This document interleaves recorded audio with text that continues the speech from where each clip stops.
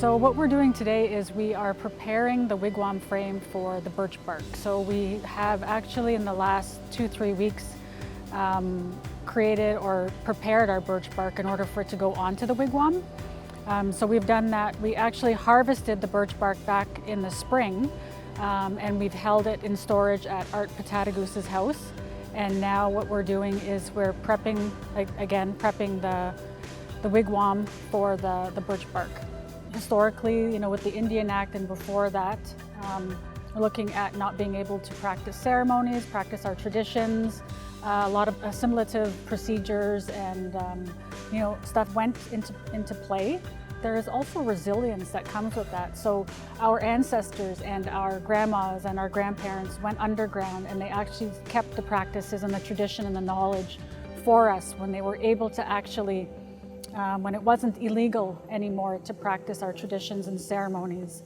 Only then were they able to come out and to be able to share the knowledge with us openly. For myself, being a social worker and teaching in the social work program, what it actually allows us to do is to get out of the classroom and to get onto the land, because land is our first teacher.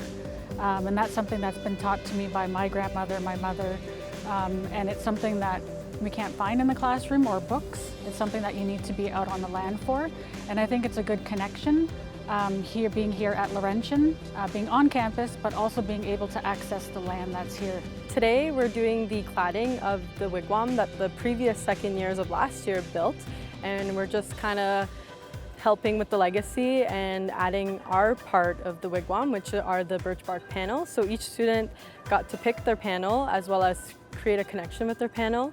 And then we stitched the panels, and then we also had a chance to decorate the back of our panels with Ojibwe florals, animals, or anything relating to nature. It's really important to me because these are values that I live by. It's a lifestyle, and when people have questions, I'm also the Indigenous representative at our school, so I love to give some insight and some knowledge. So people have been asking me like, oh, is this a good pattern that I could use? And I'm like, yeah, for sure. And I give them stories as well. So there's a lot of learning on both ends. I've been learning as well through our elders, Art Patadagoose and Julia Pagamagabo.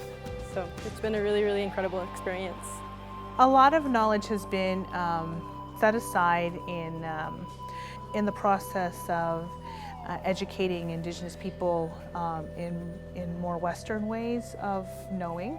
So, we moved away from the wigwam, or the birch bark lodge, and then towards conventional structures and houses that people commonly live in today.